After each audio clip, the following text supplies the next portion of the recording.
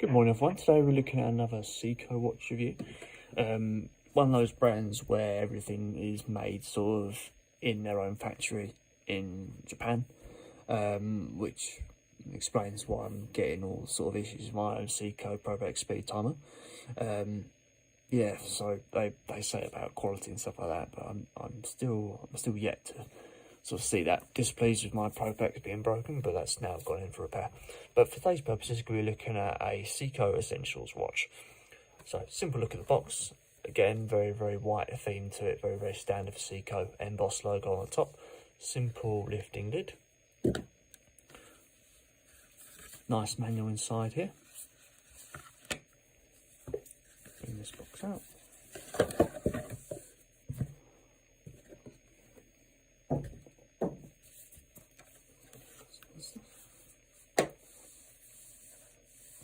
Very nice functional box. Sharp corners to it. Nice smooth top as well.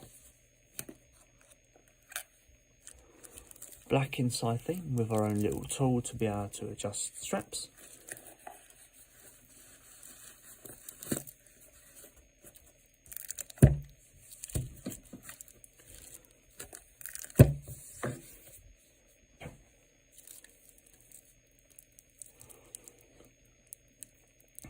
So here we go guys, this is the Seiko Essentials Chronograph 41mm SSB397P1.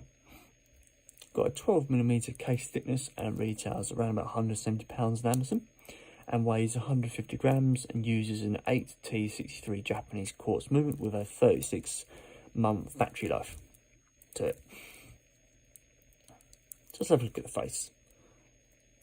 We've got a lot of details going on here. We've got a lined effect to the actual centerpiece to the dial, matte fit, almost like carbon-like little links inside here just to separate those increments up.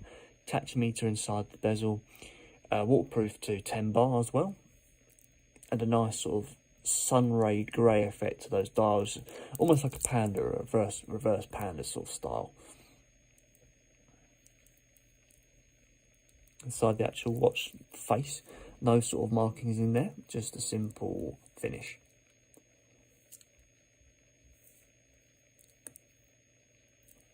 Nice thick button to operate on that. You've even got two different size buttons as well, just to add a bit more of a nice touch to it. Fully luminous hands and chronograph hand that operates as a second hand. You've also got a date dial just sitting in between 4 and 5 PM. Nice snapback function on the reset. You've also got a 24-hour readout on that right hand side dial there.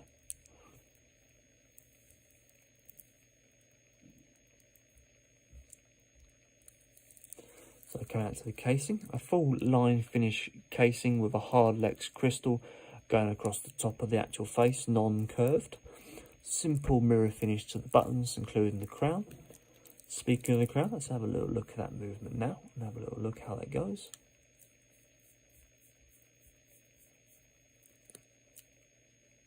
A decent movement to the crown, not too flimsy. Let's have a look at the first position.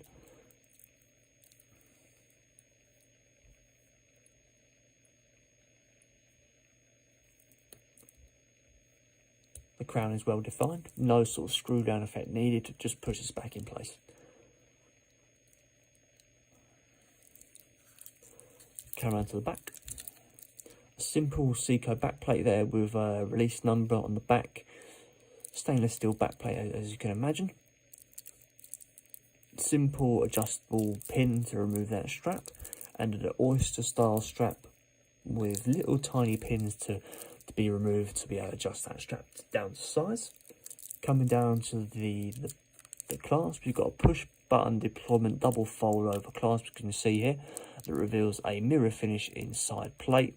Often it's matte finish, but this one's pure mirror finish.